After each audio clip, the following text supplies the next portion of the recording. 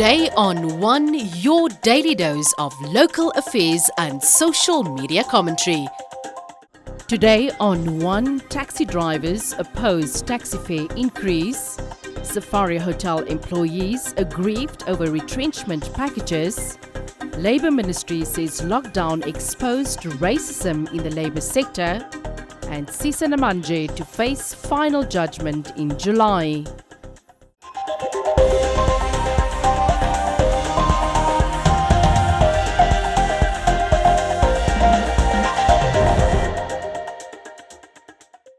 Taxi drivers, owners and customers around Windhoek have rejected the taxi fare increase for the duration of the COVID-19 pandemic state of emergency stage 2. The increase, which was announced and endorsed by the Ministry of Works and Transport on the 11th of May 2020, has caused displeasure with taxi drivers and owners around Windhoek, who say the increase will only add on commuters' financial burden caused by COVID-19.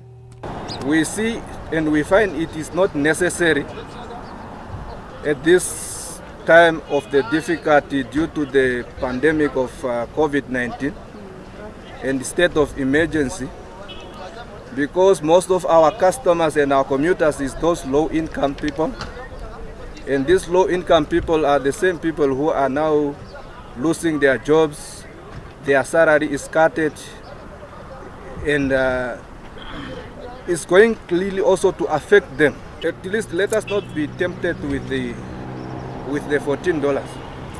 We just need to also have the nation at heart until the end of COVID-19. Then we can take it further from there with the government that now everything is coming to normal. What is the way forward from here when it's come to the transportation industry, including taxi? The taxi drivers say customers already struggle with the current taxi fare of $12 and the increase will only drive their customers away. Further suggesting authorities to rather help taxi drivers benefit from the emergency income grant, reduce taxi permit charges and petrol and diesel prices as a way to mitigate losses incurred during the state of emergency. As we used to spend time the whole day on the road, the customers, they are now just struggling to pay only a $10. We were expecting them to pay $12. They're already just struggling with a $10. If you count the majority of the people that you load on there during the day, majority of them they are the ones who just paid $10, and this majority is those who paid $12. So what will help now if we now increase with $14, and the people can't already afford to pay $12. So it seems like we are just going to make the people stand at the bus stop for the whole day, just waiting for the municipality bus. As I understood, the municipality bus, they are not increasing. Even the kumbis that are transporting from Katura to Paulisburg and to town, they are not increasing. So it does not mean that we are going to gain there. It seems like we are just going to lose. Yeah. For the long distance, for instance, they can increase. For instance, maybe someone driving from Wakahao to Windhoek, carrying half of the passengers. I understand. So maybe the petrol, even though the petrol is a bit down, still petrol will still killing those drivers. So at least they can increase long distance drivers. But us here in Windhoek, especially like me, Shivote, so I don't think if I will benefit from $14. So otherwise, it will just chase my customer away. Because here in Windhoek, there's too much competition. As my colleagues say, there is these municipality buses, there are these mini buses, there are these private taxis, there are a lot of things in Windhoek. So, meaning if we agree to the $14, meaning we accept that, okay, let's take our breath out of our mouth. New adjustments on taxi fares are effective from Monday the 18th of May, and the taxi drivers have given the Road Transportation Board of Namibia under the Ministry of Works and Transport 48 hours to respond to their plea.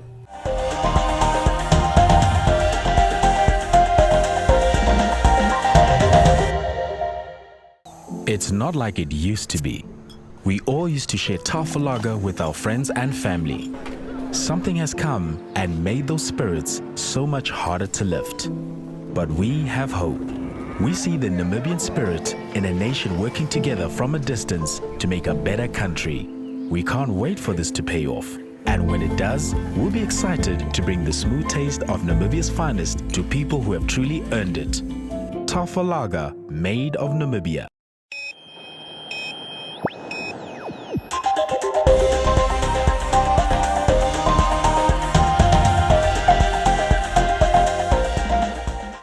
Some of the 177 retrenched workers, together with the Namibia Food and Allied Workers Union, gathered at the gates of Safari Hotel in protest of the retrenchment packages they received from the company. Paid 8,000. He has been here striving and suffering, picking up chairs. This hotel has been here for the past 55 years.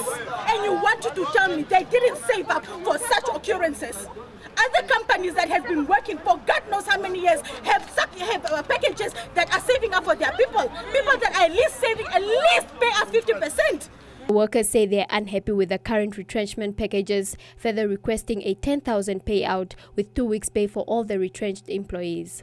During lockdown, we were individually called in by the GM and her PA to come and sign this paper. When we signed this paper, we initially informed it's just confirmation that you have received this paper. And as I've highlighted, it clearly indicates that they have not even met the union before they sent us this paper.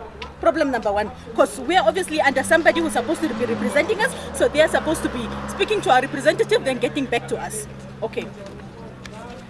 The second paper, this is for the same person who has been working at Safari Hotel for the past seven years. This is his pay slip for the 2 weeks that he has been working at Safari.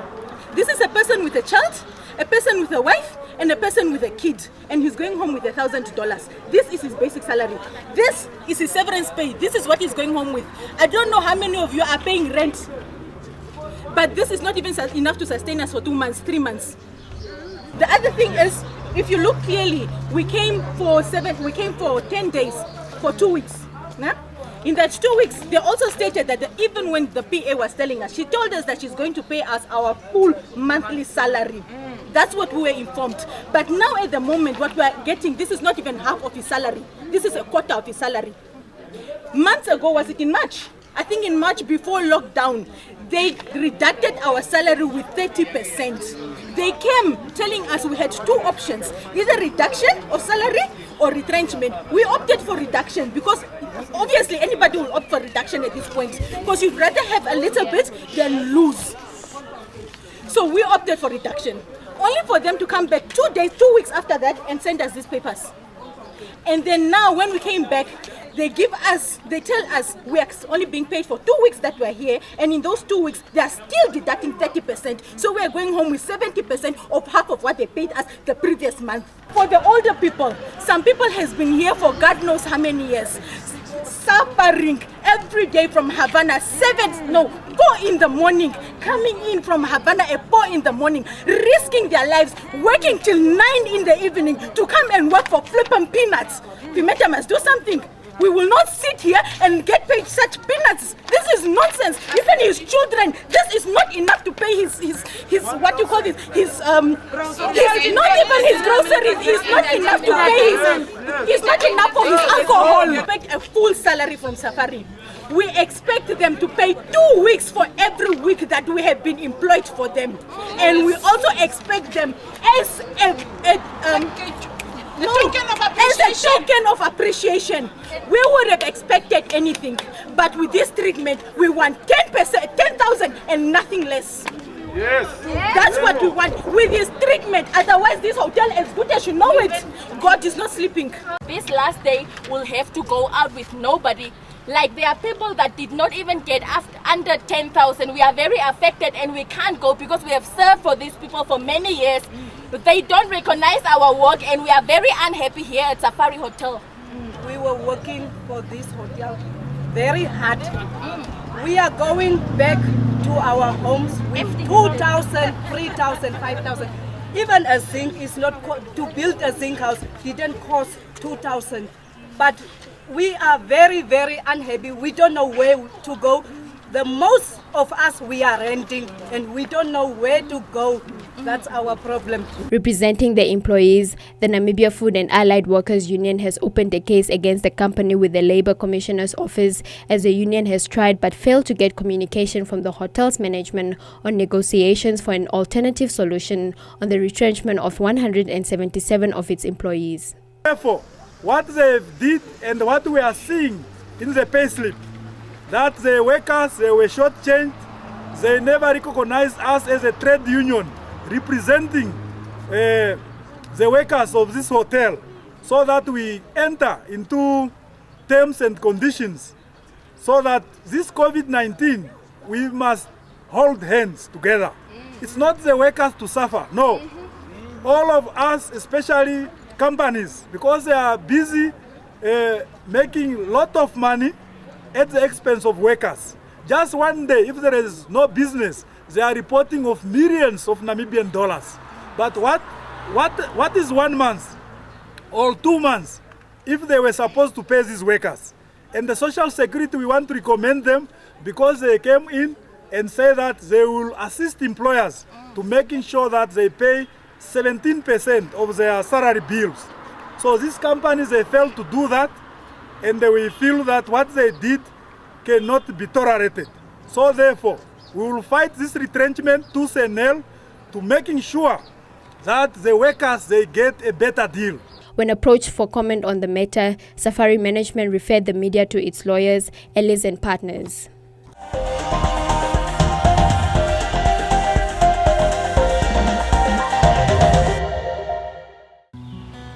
Mom is ready to meet me. Home is now more safe and clean, more than it's ever been. She trained Dad, trained them all. She wants to be Dad's so sure. She loves me so much.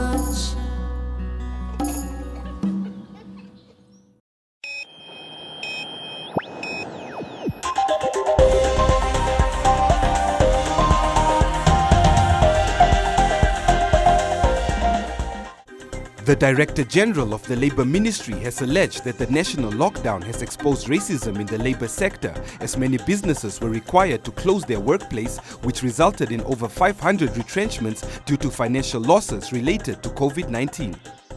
The Secretary General of the Namibian Employers Federation recently said that the organization is taking legal action against the government as it was forced to comply with the state of emergency directives, which makes retrenchments illegal during the COVID-19 period, which as a result has caused financial losses and damages to NEF members and other employers. The Director General of the Labour Ministry responded to the NEF by saying that some employers have displayed racism in their approach to handling the labour crisis, and that some employers have not paid their taxes to the Finance Ministry and the Social Security Commission.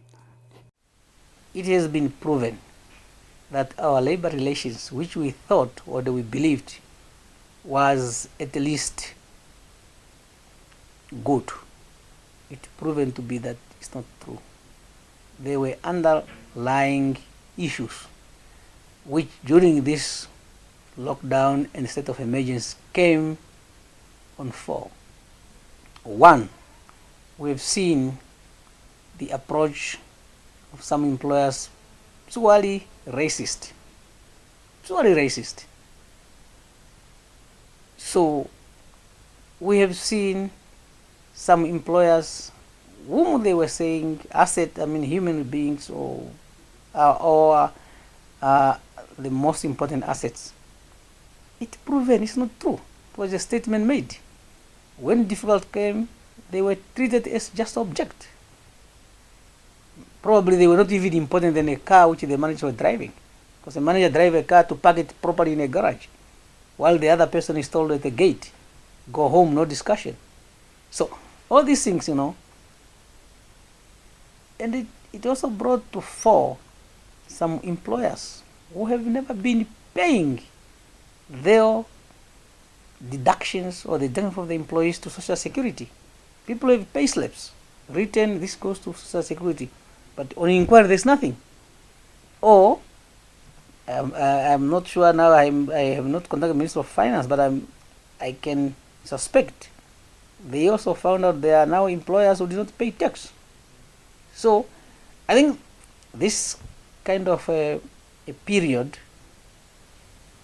opened up some of us to understand how our labor relations in the labor field is configured, which we believe was normal. It is not. It is not. There are a lot of underlying issues.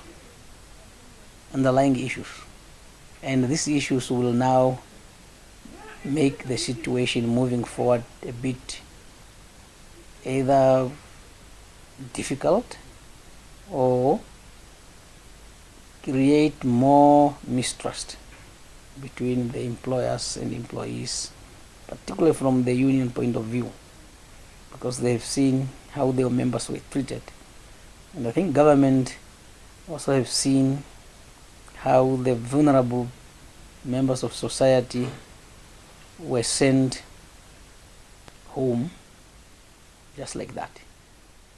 The president of the Trade Union Congress of Namibia said that the union is disappointed at the NEF and its members for taking a unilateral decision, adding that the directives taken by the Labour Ministry during the lockdown resulted from the tripartite negotiations between the government, employers and the unions. We are very, very, very disappointed by the way the NEF and employers are behaving. It is completely inhuman, and it has to be denounced in the strongest term that the Namibian employers are now bringing their true colors, that they are people who want to maximize their profit on the expenses of the workers and the general public. Why are we saying so? Is very simple, is that these proclamations or these regulations is a result of a consultative process between the government and the employers and the trade unions. And the question that I have to ask to the employer, why are they afraid of dialoguing?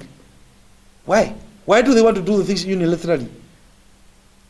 How many employers now that have reduced employee salaries, but the workers were working the whole day, but they have reduced it unilaterally without discussing it? How many employers who sat in the office and they are forcing the employees to go on forced leave without a dialogue? Let's be dialoguing and we see how best can we move. The workers and trade union understand, and I want it to be very clear, we understand the effects of COVID-19, both for the employers and for the employees, plus the economy. We understand that. But we are not in agreement that while we have that understanding, one of the party have to take a decision because he or she feels so. Why the NEF is not talking to their employers who have cut the salaries while the employees are working normal? We have the list. I can list them. Why are they not talking about that? So we are very disappointed on the behavior of NEF, and let's wait the court documents so that we see what they have put forward. What are the arguments, and we take it from there. Shingwaja further said that many of the employees who were retrenched during the lockdown period have filed labour disputes with the Labour Commissioner against their employers for unfair dismissals and illegal retrenchments, adding that the NEF will also have to explain their actions to the Labour Commissioner in court.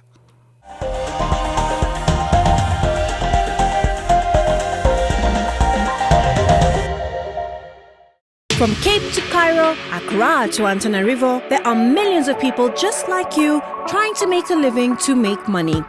And there's no magic way to get rich quick, unless you're Aliko Dangote. You're not Aliko Dangote, are you? No? Well, perhaps we can help you get a little further along the way. With BBC reporters all over Africa, we find the stories, the successes, and the startups that will help you make the most of your money. This is Smart Money.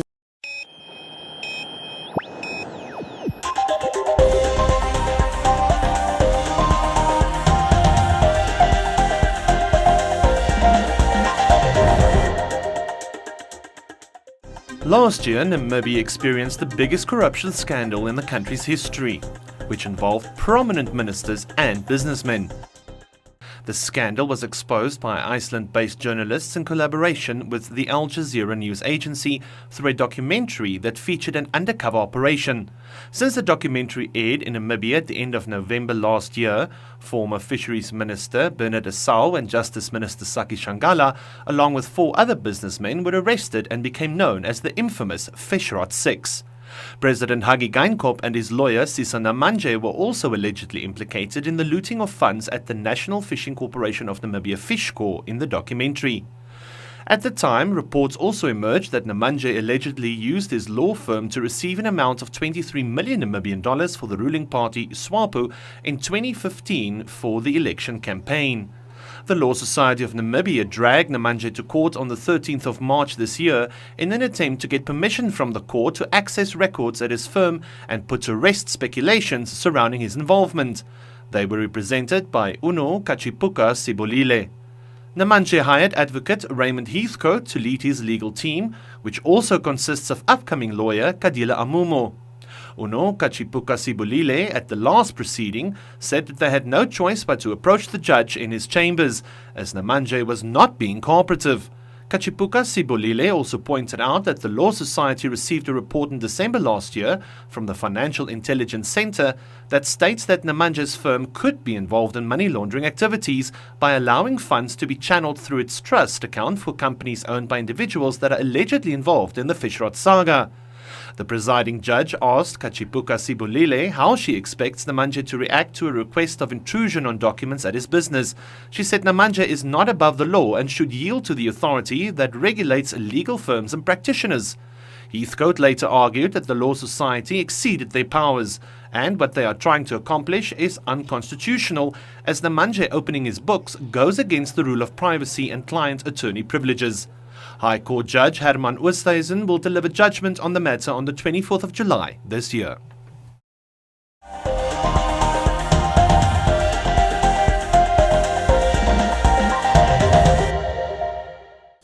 Hello and welcome to Sport Africa. The BBC's new weekly show will explore the big sporting issues and questions, like why Africans aren't winning medals in the pool. I just think it's their mindset. Meeting established and rising stars. I could be the Nigerian first Grand Slam winner. And at the heart of it will be you, the fans, with your passion, your opinions, your stories, and even tests of your sporting knowledge. Go beyond the game with BBC Sport Africa.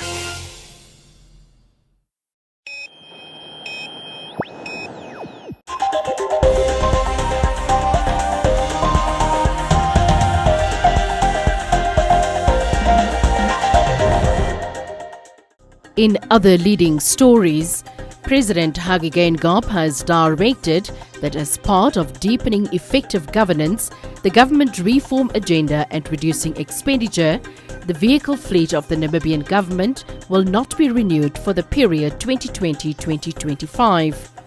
No new vehicles will be purchased for members of the executive and public office bearers in the Namibian government.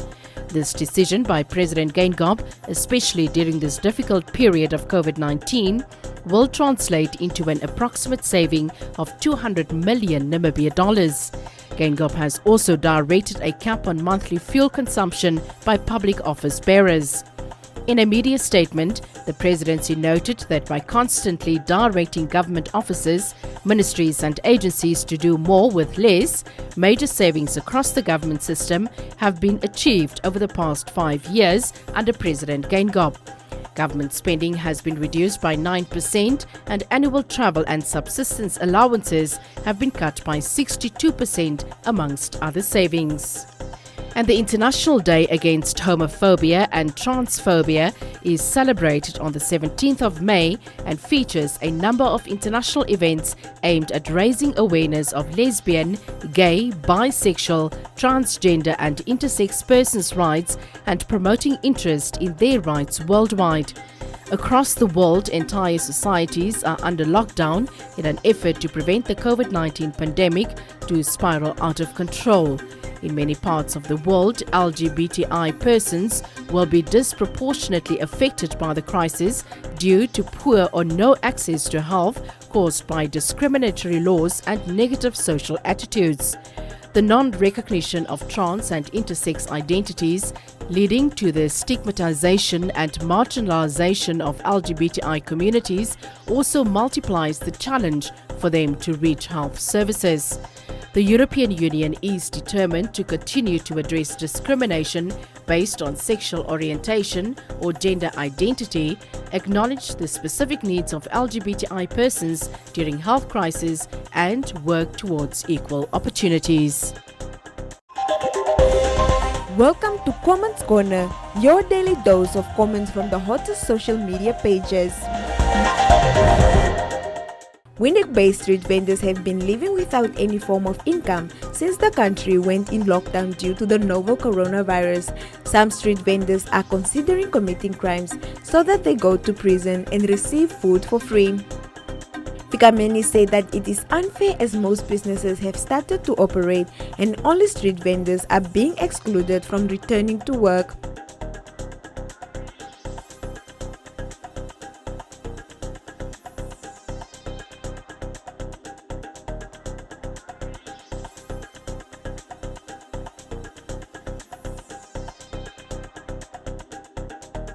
Jennifer said this is the time that government was supposed to be paying attention and supporting the vendors.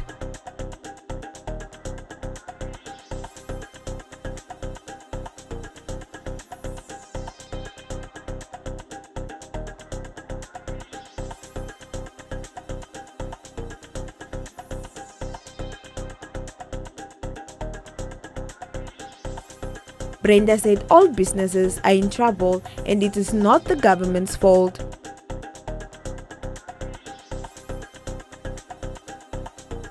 Eno said they should go back to the villages where there is enough food.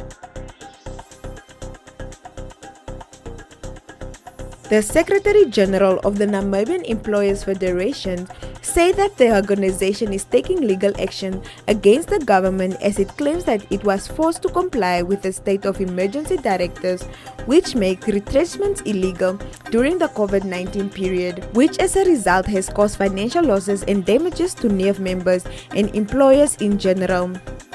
France said the government is not honest as over the last 5 years, government employees received no salary increment and questioned where businesses will get money to keep employees.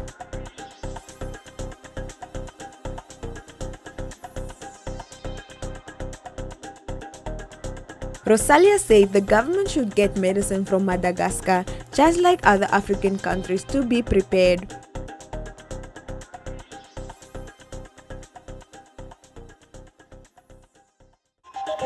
And that is all from Comments Corner. Be sure to post your comments on our social media pages for broadcast every day only on Today on One.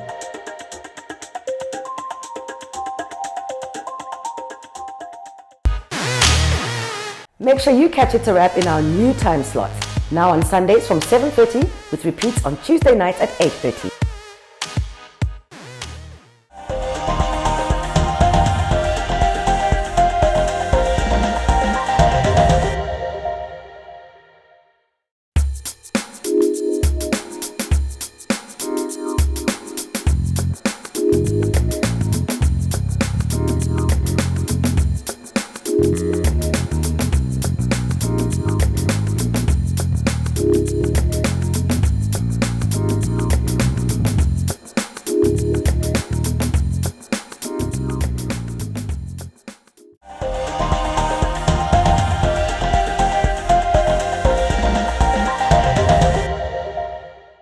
Last year, critics and audiences fell in love with the Big C. So what next? I, for one, am prepared to be wowed. Oh, you be wowed. I'll be drunk. My name's Kathy, and I will see you now. It is not okay for you to kiss my wife. I don't want to feel better. I want to be better.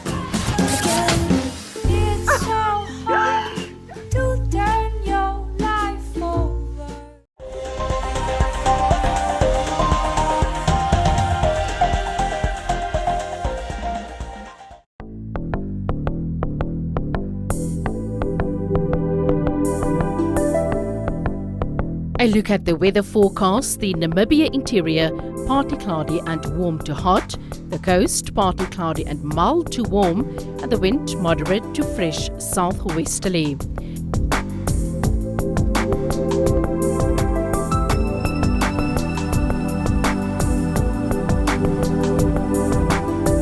Now we look at minimum and maximum temperatures across the country and beyond.